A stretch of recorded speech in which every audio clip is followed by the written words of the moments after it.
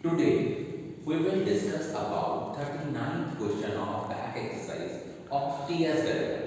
तो बेटा 39th question में वैसे तो उसने पूछी है जर्नल एंट्रीज, पर सबसे पहले हम करेंगे रीवैल्यूएशन अकाउंट कैसे बनता है। अब आप लोगों को भी पता है कि बेटा जो रीवैल्यूएशन अकाउंट है इसका दूसरा नाम profit and loss adjustment account है। इसकी दो साइड्स है, one is debit side and other is credit side. तो रीवैल्यूएशन अकाउंट जब हमने बनाया, हमने इनमें क्या लेना है, एसेट्स का इंक्रीज और डिक्रीज। वहां पे सबसे पहले लिखा हुआ है goodwill of the firm is valued at 34,800। आपको पता है गुडविल की ट्रीटमेंट को रीवैल्यूएशन अकाउंट में कंसीडर नहीं करते। फिर लिखा हुआ है patents to be reduced by 20%। अगर कोई एसेट रिड्यूस हो रहा है, यहां आएगा टू पेटेंट्स 2000। फिर लिखा हुआ है machinery is to be reduced to 90%, मतलब 100% से 90% तक। मैंने आपके साथ डिस्कस करा था जब भी 2 होता है तो डिफरेंस की अमाउंट आती है। इट मींस कितना रिड्यूस हो रहा है, मशीनरी कितनी रिड्यूस हो रही है, दैट इज 10%। 2 मशीनरी आ गया 5000। उसके बाद नेक्स्ट में क्या दिया हुआ है, नेक्स्ट हमें दिया हुआ है कि provision for doubtful debt create करनी है 6%। आप देखो बैलेंस शीट में हमें डेटर्स दिए हैं 40,000 के और उसमें से प्रोविजन फॉर बैड डेट दी है 2,000 की। अब बच्चों के माइंड में एक क्वेश्चन राइज होता है कि सर हमने जो प्रोविजन है वो नेट अमाउंट पे बनानी है कि ग्रॉस अमाउंट पे। बेटा जब भी आपने प्रोविजन क्रिएट करनी है उसको ग्रॉस अमाउंट पे करना है। तो आपने 40,000 पे जब आप लोगों ने प्रोविजन क्रिएट की वो बना 2400 और 2000 की प्रोविजन ऑलरेडी क्रिएटेड थी। इट मींस हमें और कितनी प्रोविजन क्रिएट करनी पड़ेगी, ओनली विद 400। उसके बाद लिखा हुआ है jet to over investments at market value, कि आपकी इन्वेस्टमेंट्स दी है बैलेंस शीट में 15,000 की और मार्केट वैल्यू दी है 17,600। इट मींस कि आपकी इन्वेस्टमेंट की वैल्यू बढ़ गई बाय इन्वेस्टमेंट अकाउंट 2600। उसके बाद लिखा हुआ है creditors of ₹4,000 is not likely to arise. It means ये आपकी लायबिलिटी कम हुई, it will be shown on the credit side. ये आपकी अमाउंट जो है दैट इज 4,000। उसके बाद हमें लिखा हुआ है कि liability arises against workman compensation fund is 750। अब देखो रीवैल्यूएशन अकाउंट में वर्कमैन कंपनसेशन फंड की एडजस्टमेंट तभी आती है अगर आपकी फंड की अमाउंट कम है, लायबिलिटी की अमाउंट ज्यादा है। अब यहाँ देखो लायबिलिटी है ओनली 750, फंड है 12,000, तो कितना गैप आ गया, इट मींस रीवैल्यूएशन में इसकी एडजस्टमेंट नहीं आएगी। अब हम लोगों ने देखो इस साइड का टोटल किया, ये आपका आ गया 7400। 7400 में से 6600 आया, माइनस किया तो जो आपका लॉस ऑन रीवैल्यूएशन है ये बेटा जी आपका आ गया 800। इसको हम x, y और z में डिस्ट्रीब्यूट करेंगे। 800 का 3/6, 800 का 2/6 और 800 का 1/6। ये आएगा 400, ये आएगा 267 और ये आएगा 133। उसके बाद हमें क्या करना है, हमें बनाना है पार्टनर्स का कैपिटल अकाउंट। मैंने आपके साथ प्रीवियस वीडियो में डिस्कस किया था कि जो बेटा पार्टनर कैपिटल अकाउंट है पर्सनल नेचर अकाउंट है। जो आइटम पार्टनर के कैपिटल बैलेंस को इंक्रीज करती है वो आएंगी क्रेडिट साइड पे, और जो आइटम पार्टनर के कैपिटल बैलेंस को डिक्रीज करती हैं वो आएंगी डेबिट साइड।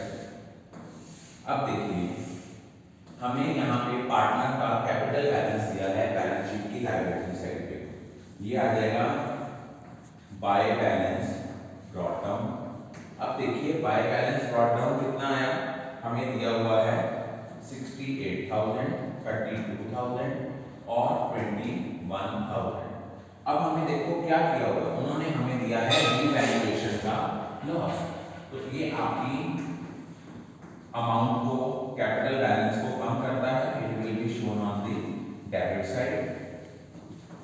उसके बाद आपकी ऑलरेडी गुडविल एग्जिस्ट कर रही है विद 6000, जो गुडविल ऑलरेडी एग्जिस्ट करती है उसको हम राइट ऑफ करते हैं among old partners in old ratio. उसके बाद ध्यान रखना, नेक्स्ट हमें नियम में है कोई फिक्टिशियस एसेट दिए हैं जैसे एडवर्टाइजमेंट,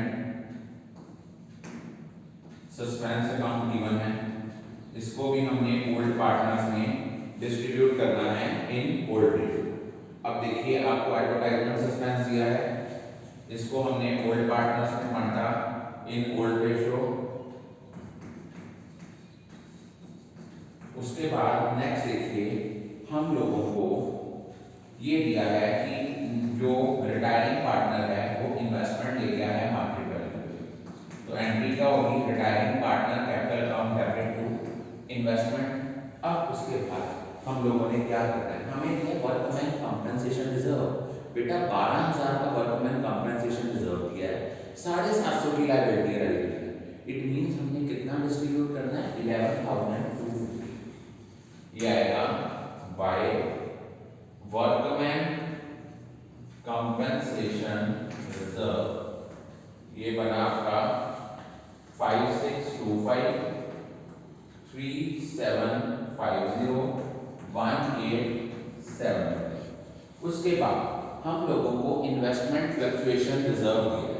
इन्वेस्टमेंट फ्लक्चुएशन रिजर्व जो दिया है और इन्वेस्टमेंट की वैल्यू जो थी वो तो इंक्रीज हुई है, इट मींस सारा का सारा जो इन्वेस्टमेंट फ्लक्चुएशन रिजर्व है उसको हमने ओल्ड पार्टनर्स में डिस्ट्रीब्यूट करना है इन देयर ओल्ड रेशियो। वो है आपका 3000, 2000 और 1000। अब आपको सर गुडविल दी हुई है फॉर्म की 34,800, उसमें से रिटायरिंग पार्टनर का शेयर निकालो कितना है, रिटायरिंग पार्टनर का शेयर 1/6 है, उस रिटायरिंग पार्टनर का शेयर जो आया है वो आपका आया है 1/6, वो आपका बनता है 5800। अब आपने बेटा इस 5800 को उनकी गेनिंग रेशियो में बांटना है। गेनिंग रेशियो क्या होगी, पुरानी रेशियो थी 3:2:1, नई रेशियो कुछ दी नहीं हुई, न्यू रेशियो बढ़ गई 3:2, तो गेनिंग रेशियो भी वही आ जाएगी। उसकी एंट्री क्या होती है, continuing partners capital account debit, continuing partner की कैपिटल को डेबिट करेंगे क्योंकि उनसे पैसे लेते हैं, और क्रेडिट करेंगे रिटायरिंग पार्टनर की कैपिटल। जब हम यहाँ पे कंटिन्यूइंग पार्टनर की बात करेंगे किसके कॉलम में लिखेंगे, रिटायरिंग पार्टनर के कॉलम में। तो रिटायरिंग पार्टनर के कॉलम में वो कितनी अमाउंट आएगी, वो अमाउंट आएगी आपकी 34802320। इधर लिखेंगे टू जेड्स कैपिटल, कितनी अमाउंट आएगी 34802320।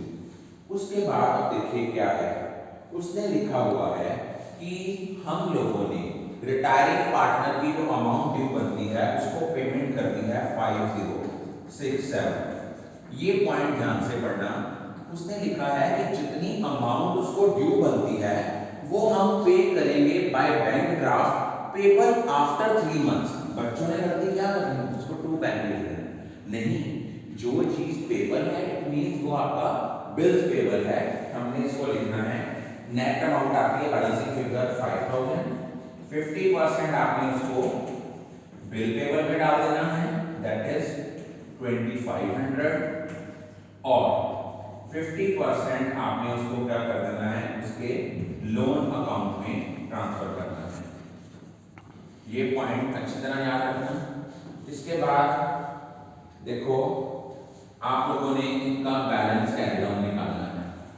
जो कंटिन्यूइंग पार्टनर्स हैं उनका तो कैपिटल बैलेंस कैरी डाउन आएगा, वो आएगा आपका 67120, और इधर आएगा आपका 31413। अब देखिए दोनों साइड आपस में टोटल टैली हो गया। दोबारा देखिए बेटा क्या था, रिवैल्यूएशन अकाउंट बनाया, अगर एसेट्स की वैल्यू इंक्रीज कर रही है तो वो क्रेडिट साइड आएगी, डिक्रीज कर रही है तो डेबिट साइड आएगी, लायबिलिटी डिक्रीज कर रही है तो क्रेडिट साइड पे, लायबिलिटी इंक्रीज करेगी तो डेबिट साइड पे।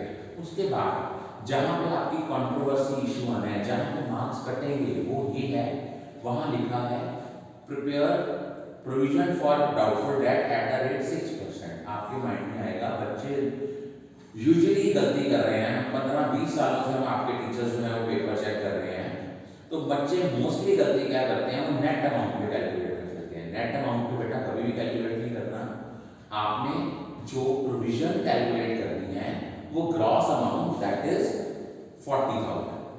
अब उसके बाद हम लोगों ने इसकी बनानी है बैलेंस शीट। अब देखिए जब हम लोगों ने बैलेंस शीट बनानी है, हम लोगों ने बैलेंस शीट को कैसे प्रिपेयर करना है इसके रिगार्डिंग मैं आपके साथ डिस्कस कर रहा हूं। देखिए जब भी आप लोगों ने बैलेंस शीट प्रिपेयर करनी है तो बैलेंस शीट मैं यहाँ पे इसको इरेज कर रहा हूँ, यहीं पे हम बैलेंस शीट बना लेंगे। आपको भी पता है हमने लिखना है बैलेंस शीट ऑफ